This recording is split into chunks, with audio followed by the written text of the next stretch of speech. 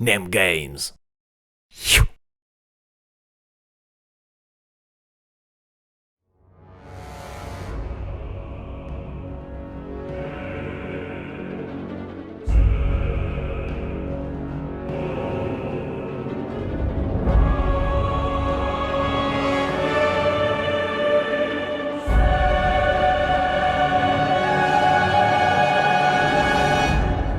De blanc immaculé et d'argent scintillant, les cités et hostes millénaires brillent toujours de mille feux. De leur île continent chatoyante, ultuant, aux quatre coins du grand océan, les hauts elfes chantent, créent, ils commercent, vivent autant qu'ils peuvent, alors que dans le grand nord se dessine la menace qu'ils redoutent tant. Le chaos, responsable de tous les maux de leur nation depuis la nuit des temps, est à l'aube de son retour. Mais cette fois-ci, les hauts elfes veulent s'en convaincre. Ils sont prêts. Le jour venu, le roi Phénix et ses nouveaux alliés s'élèveront pour vaincre à nouveau l'ennemi éternel. Le vieux monde est une terre légendaire, riche de nombreuses civilisations. Découvrez qui elles sont. Découvrez les principaux acteurs de cette année 2276, l'année de The Old World.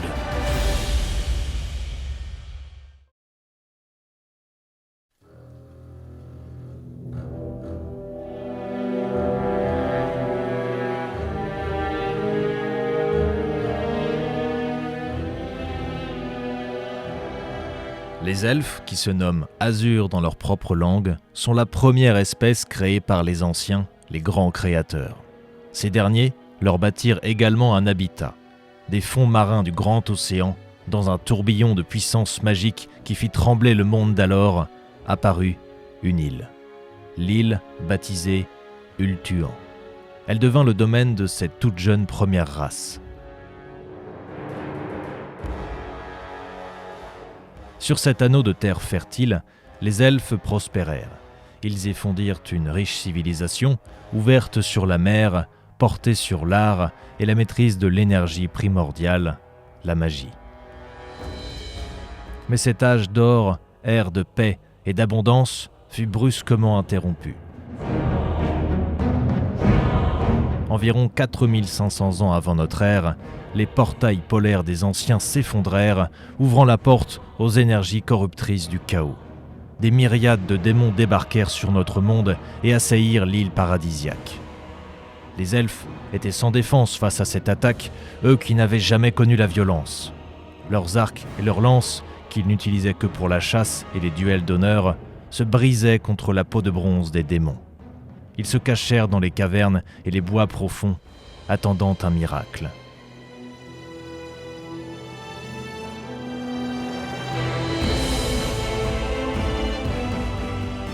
Ce miracle portait un nom, Aenerion. Ce prince elfe était un explorateur. Après avoir voyagé de par le monde, il revint au plus vite sur sa terre natale pour protéger son peuple. Atterré par les massacres et se rendant compte de son impuissance, il vint implorer l'aide de son dieu, Asurian. Ce dernier, restant silencieux, le guerrier jura de faire le sacrifice suprême en échange de la survie des elfes. Toujours sans réponse, il tint sa promesse et se jeta dans la chaleur infernale du feu sacré. Son corps s'embrasa alors que la souffrance saisissait chacun de ses membres.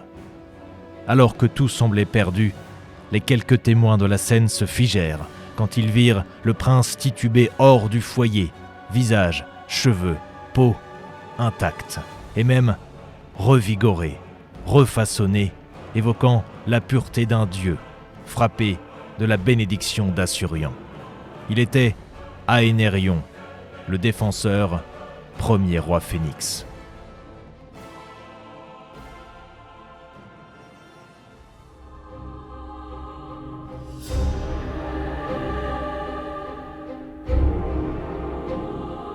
Aenerion mena alors les elfes contre le chaos, aux côtés de Calédor, le dompteur de dragons. Portés par la volonté divine d'Asurian, ils firent face à la horde hurlante du chaos et voguèrent de victoire en victoire. Les elfes et leurs alliés dragons commencèrent par avoir le dessus, mais lentement et sûrement, les serviteurs des dieux de la ruine devenaient de plus en plus puissants. Chaque elfe qui tombait était une perte irremplaçable, alors que les hordes des démons étaient sans fin. Kaledor élabora alors un plan désespéré pour mettre fin au conflit. Créer un grand vortex afin de drainer la puissance magique s'échappant des pôles. Trop risqué, selon Aenerion, qui s'y opposa. Mais ce dernier prit une décision pire encore. Frappé par la mort de la Reine éternelle, souveraine éclairée de son peuple, assassiné par des démons en Avelorn, il sombra dans une fureur sans limite. Il se rendit sur l'île Blafarde, où il retira l'épée de Kain, la faiseuse de veuves, une arme aussi vieille que le monde, plus redoutable que la plus puissante des armes magiques. Aucun mortel ne pouvait la porter et continuer à vivre, mais Aenerion était au-delà de l'espoir et du désespoir. Il ne vivait plus que pour tuer. Inquiet de la folie meurtrière grandissante d'Aenerion, Kaledor mit son plan à l'exécution et rassembla les plus grands mages d'Ultuan sur l'île des morts pour créer le vortex. Les forces du chaos se rassemblèrent pour empêcher le rituel. Aenerion rassembla son armée pour les repousser.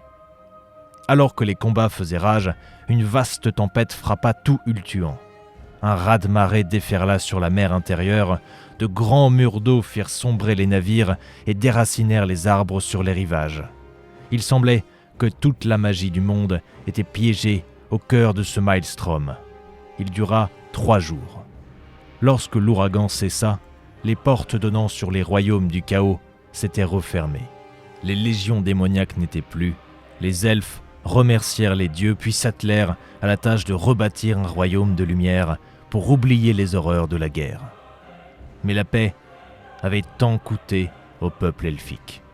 Aenerion, mortellement blessé, replaça l'épée de Kain dans son temple sur l'île Blafarde. Le prince, avant de s'éteindre, savait. En s'emparant de cet objet souillé par le meurtre, il avait maudit sa descendance et condamné ses semblables à se déchirer.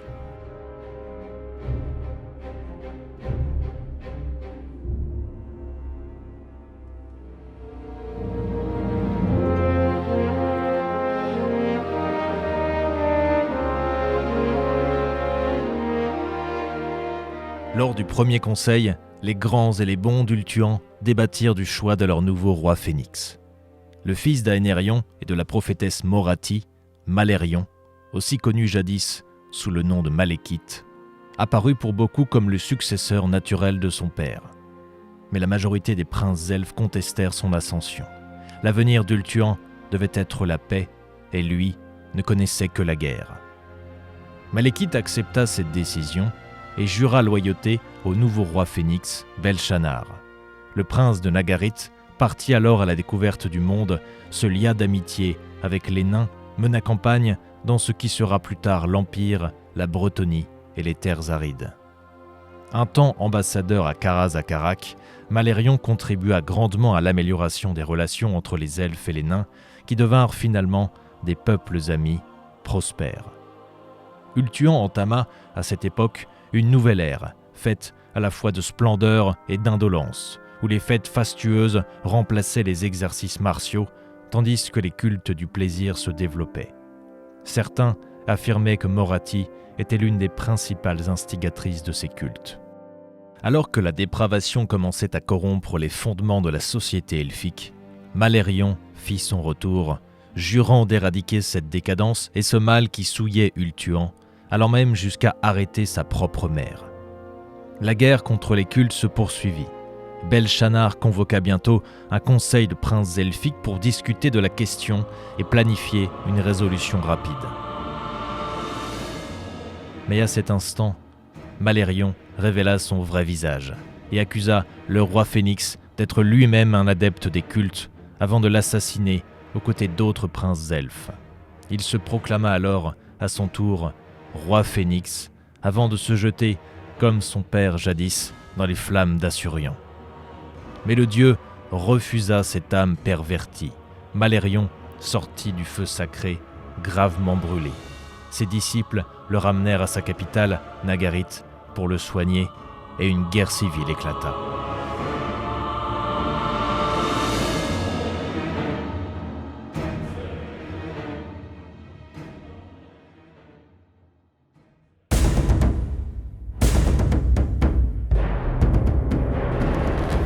Les armées de Malekith avaient un avantage certain. Elles étaient en grande supériorité numérique, étaient commandées par des vétérans des guerres contre les démons, et ces guerriers baignaient depuis des décennies dans une société à la tradition martiale.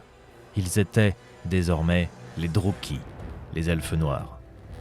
Rapidement, les elfes loyaux furent poussés au bord de la défaite, jusqu'à une ultime bataille, au champ de Malédor. Ce fut une bataille titanesque, qui ébranla les fondations mêmes du monde. Dans un duel au sommet, Imric, bientôt connu sous le nom de Calédor Ier, désarçonna Malérion et transperça le crâne de son dragon noir. L'elfe noir fut contraint de se replier alors que le moral de ses troupes commençait à vaciller.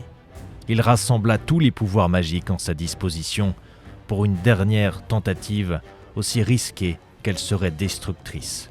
Dissiper le vortex ouvert 17 siècles plus tôt, rempart contre les armées démoniaques. Mais face au roi sorcier et son conclave d'adeptes de la magie noire, les plus puissants mages elfes jetèrent leur contre-sort. En une libération d'énergie colossale, le vortex fut stabilisé. Dommage collatéral, un gigantesque raz-de-marée s'abattit sur les côtes du nord et engloutit Tiranoc et Nagarythe. Des dizaines de milliers d'elfes noirs périrent noyés. Malgré tout, les pouvoirs des sorciers permirent de protéger les citadelles, qui flottèrent jusqu'aux terres gelées de Nagaroth, nouveau foyer des traîtres.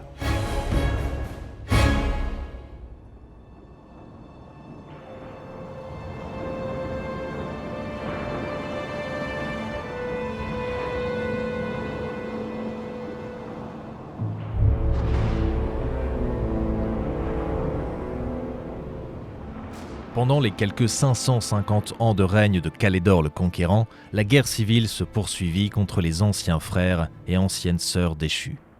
Lorsque Calédor le Second prit la tête de la nation elfique, une paix fragile s'était installée. Ce dernier s'intéressait peu à l'art de gouverner, se concentrant sur l'embellissement des villes et le rétablissement de l'ordre dans tout Ultuan. Il négligea ses propres colonies et la diplomatie, en particulier les relations avec les nains. Malérion saisit cette opportunité. Des elfes noirs, vêtus de la livrée du roi Phénix, organisèrent une série de raids contre des caravanes naines, tout en veillant à laisser quelques survivants pour témoigner. Le haut roi Gotrek Briseur d'étoiles demanda alors en toute hâte des explications à son homologue elfe Calédor le Second. Le roi Phénix récusa ces accusations, s'en disant blessé, heurté, au point de renvoyer au Karazankor l'ambassadeur d'Awi, humilié, la barbe tondue. La guerre était déclarée. Elle fut brutale. Les actes de cruauté se multiplièrent des deux côtés. De nombreux civils furent massacrés pendant ce conflit qui s'étala sur plus de 4 siècles. Beaucoup de colonies elfiques furent livrées à elles-mêmes et rasées. Finalement, au cours de la 597e année de son règne, Calédor le Second déploya son armée et défia le haut roi Gotrek Briseur d'étoiles en combat singulier. Le roi Phénix fut vaincu, tué et sa couronne perdue. Jadis, amis proches, les deux vénérables peuples gardent, depuis cet épisode, une profonde amertume l'un envers l'autre.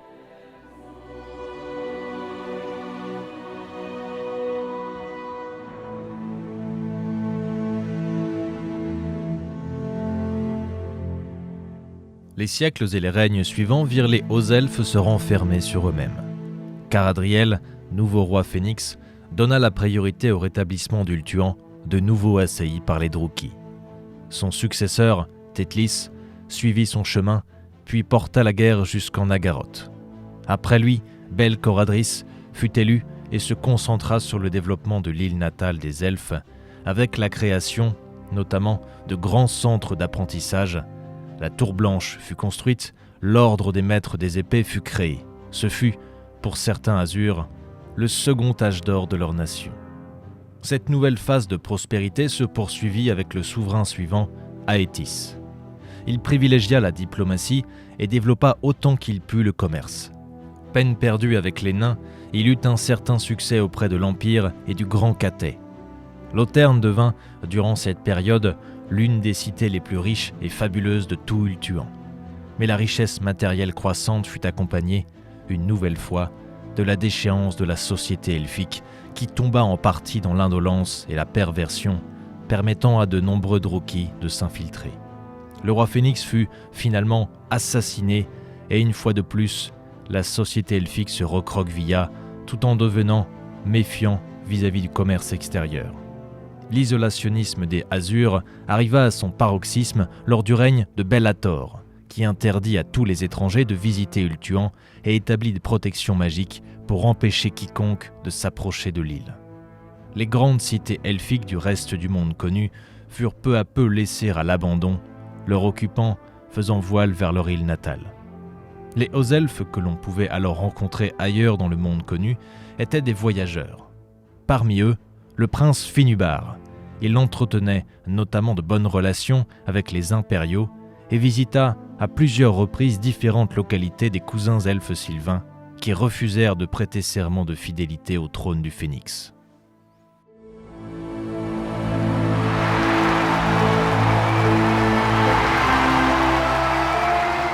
À son retour sur Ultuan, Finubar fut encensé, ses promesses de nouvelles amitiés avec les sociétés humaines ravivant la soif d'un commerce prospère et d'échanges culturels enrichissants. Ses espoirs de renouveau de la nation elfique valut à Finubar de Loterne, dit le Marin, d'être désigné, en l'an 2163 du calendrier impérial, successeur de Bellator. Malgré tout, beaucoup nourrissaient des doutes, notamment lorsqu'il reprit ses voyages après son accession au trône. Mais la reine éternelle lui donna raison. Il poursuivit alors son entreprise, en obtenant enfin une paix officielle avec les nains, et en continuant d'améliorer les relations avec les humains et les elfes sylvains dont il reconnut l'indépendance. L'avènement de Finubar amena nombre de changements pour les hauts elfes, dans le cadre de sa politique visant à rompre avec l'isolationnisme qui avait cours depuis des siècles.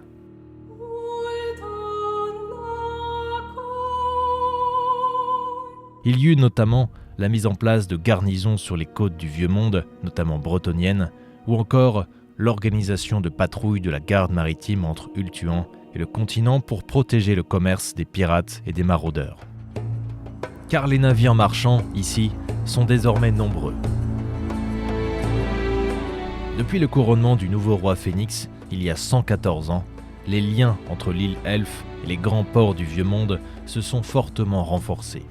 Nombre d'ambassadeurs d'Ultuan possèdent de splendides manoirs dans les cités côtières humaines. Marienburg, en particulier, dispose d'un quartier elfique important, peuplé de négociants et d'aventuriers. Mais l'influence du royaume elfe ne s'arrête pas au Vieux Monde. Les hauts elfes veillent sur les routes marchandes partout dans le monde connu. Par-delà le golfe bouillonnant, la forteresse de l'Aube garde le détroit entre les terres du Sud et les désolations australes, tandis que la tour du Soleil et la tour des Étoiles surveillent l'accès à la mer des Froids. En Orient, davantage encore de tours, forteresses et ports relient Ultuan à des royaumes tels que l'Inde, le Nippon ou encore le Grand Cathay.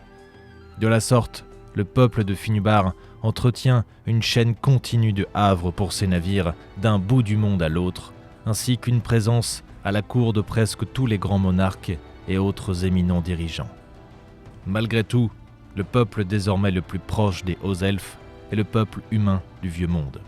Les relations sont si bonnes que les hauts elfes n'hésiteront pas une seule seconde à venir à son secours si ce dernier venait à être confronté à une menace extérieure. Et bien sûr, il y a, dans toutes les têtes, celle du Grand Nord.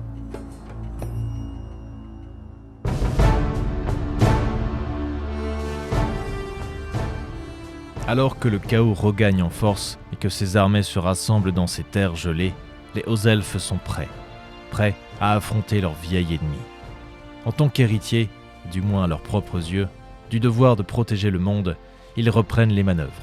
Certains elfes estiment qu'il est temps pour les jeunes peuples de se prendre en charge, mais peu croient les hommes capables de repousser les forces des dieux sombres.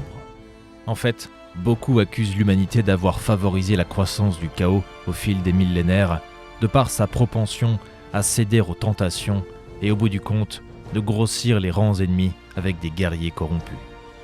Dans l'esprit de Finubar et de son peuple, il y a le commerce, mais également un dessein plus grand, C'est pour se préparer à cette guerre inévitable que ces ambassadeurs ont investi, infiltré autant de royaumes que possible.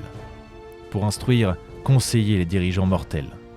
Au prix de quelques émissaires et de décennies de diplomatie, les hauts elfes espèrent créer un socle sur lequel les nations divisées pourront se rassembler et tenir tête à la déferlante du chaos. Car si le vieux monde chute, il entraînera inévitablement Ultuan avec lui.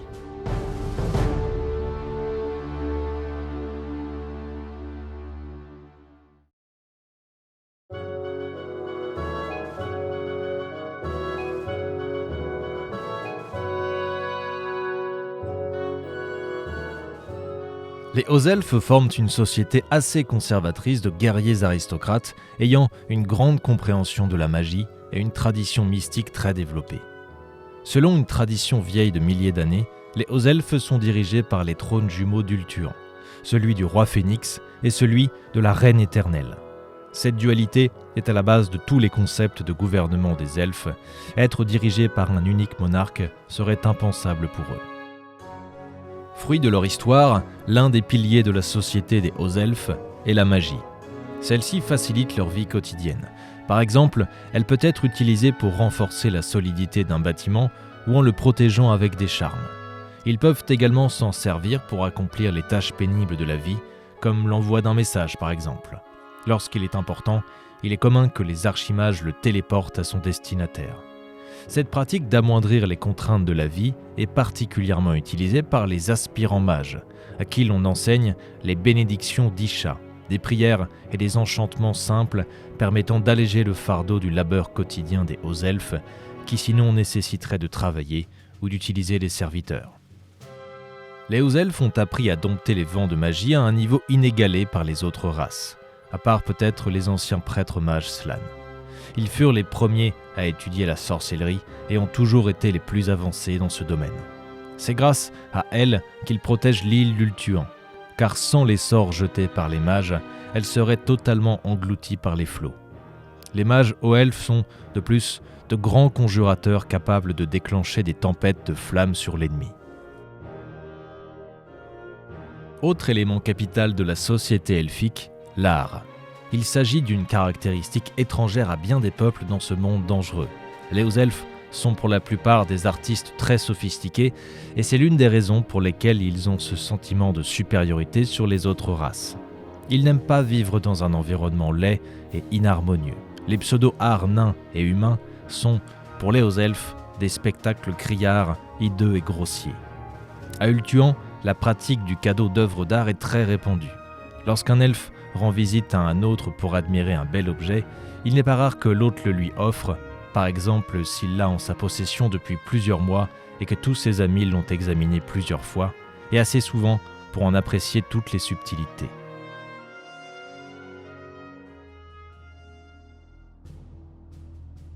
Les hauts elfes sont assez peu portés sur l'agriculture et ne cultivent que le strict minimum pour leur survie. Leur maîtrise des vents magiques de jade leur permet d'assurer des récoltes abondantes en toute saison. Les flancs des collines d'Éten sont recouverts de vignes dont les fruits sont utilisés principalement pour la production de vins et de liqueurs, dont le sidit, sorte de vin liquoreux très apprécié par les nobles de l'Empire. La plupart des champs de blé se trouvent en ivresse et en élérion, mais il n'y a pas de propriétaire terrien. La terre appartient à la communauté et est cultivée par tous. Le surplus de la récolte est vendu dans les grandes villes. Les moulins appartiennent à des privés qui font payer une petite taxe pour utiliser leurs biens. On peut trouver de grands vergers dans la plupart des résidences secondaires des riches lauternois, tandis que Saferi est réputé pour ses pommiers. Toute autre culture est quasi inexistante en Ultuan. En ivresse, il existe quelques plantations de lin, mais ce genre de culture est fort peu populaire, car les tisserands préfèrent importer du coton ou de la soie de l'étranger. L'élevage principal de l'île est celui des chevaux, d'immenses troupeaux sillonnent les vertes plaines d'Elérion. L'équitation est apprise par les nobles elfes dès leur plus jeune âge, certains prétendent même qu'il y aurait plus de coursiers que d'elfes en Ultuan. Il y a aussi quelques rares élevages de moutons et de chèvres en crasse et en cotique.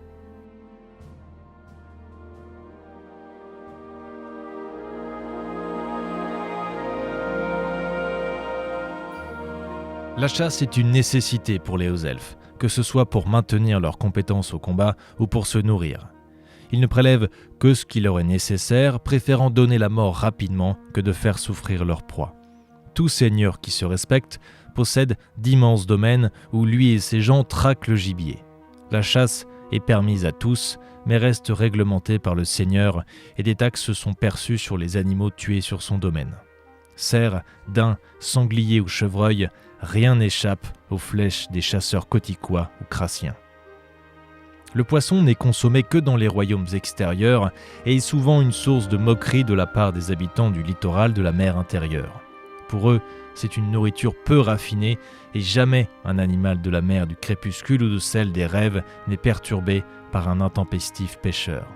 Cependant, des ports de Kotik ou de Tiranoc appareillent chaque jour des dizaines de bateaux qui ramènent poissons et crustacés, généralement consommés crus ou marinés, en grand nombre.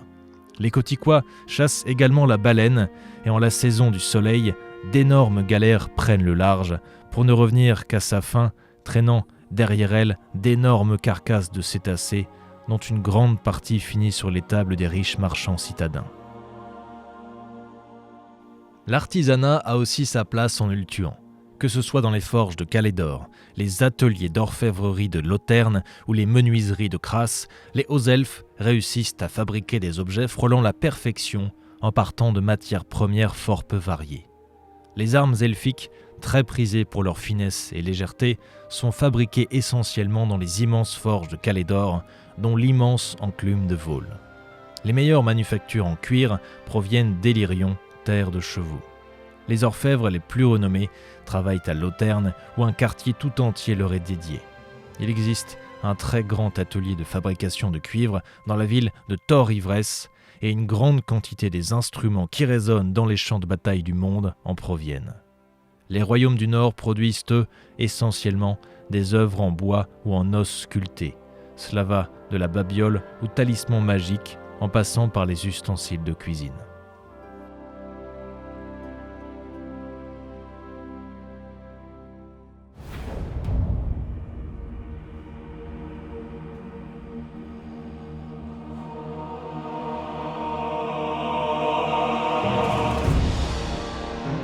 Les hauts elfes ont un sens inné de l'ordre et de la discipline.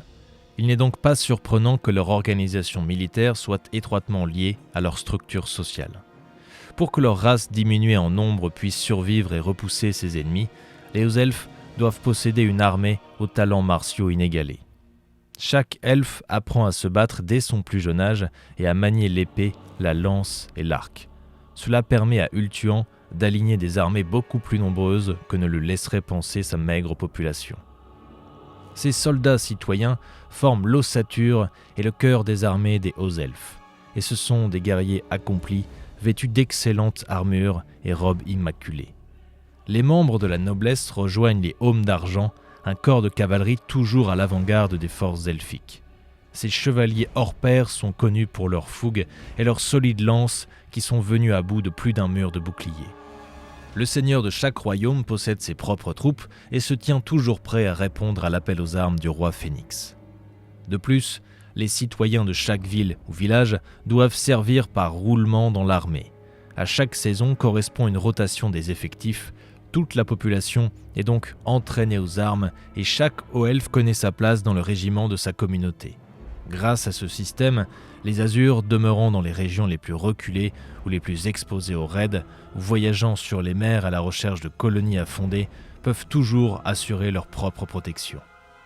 En cas de grand danger, un seigneur haut elfe peut faire appel aux autres royaumes pour lui venir en aide. Alors que les messagers propagent la nouvelle de la menace, des phalanges de gardes maritimes et des équipes de balistes à répétition répondent à l'appel avec détermination de vétérans de nombreux conflits.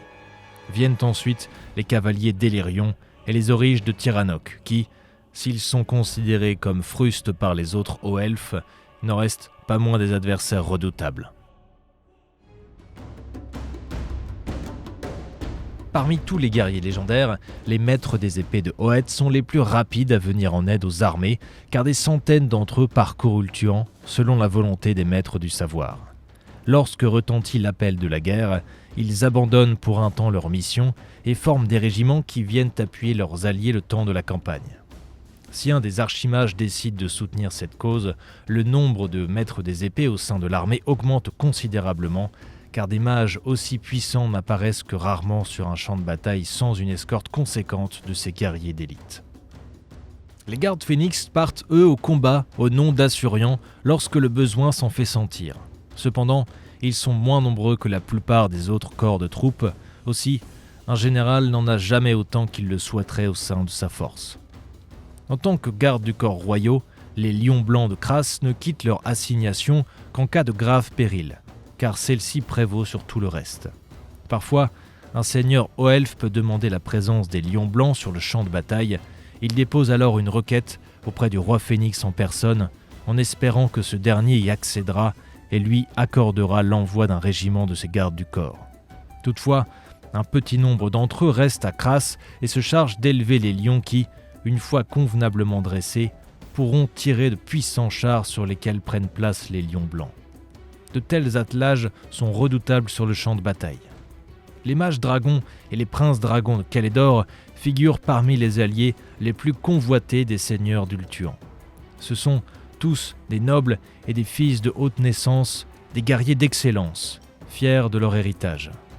On ne peut compter sur les princes dragons pour assurer de vulgaires tâches de patrouille, d'escorte ou de garnison qu'ils laissent aux roturiers, car ils les trouvent indignes des descendants de Calédor le Grand. Ils ne vivent que pour la gloire de vaincre les adversaires les plus vils et les plus terribles. C'est pourquoi un commandeur suffisamment sage et habile peut s'assurer leur aide en leur promettant des batailles dignes d'attirer l'attention des dieux ou en avouant, avec modestie, feinte ou réelle, qu'il n'est pas de taille à vaincre ses ennemis. Attirés par de telles promesses, les princes dragons peuvent alors être prêts à le suivre. Enfin, les alliés les plus mystérieux sont les guerriers fantômes. Marqués à vie par leurs combats de tous les instants, ils vivent en paria et ne répondent jamais ouvertement à un appel à la guerre. Néanmoins, ils ont aidé à gagner bien des batailles en surgissant à l'improviste sur les arrières de l'ennemi, même si les autres hauts elfes doutent parfois de leur véritable loyauté.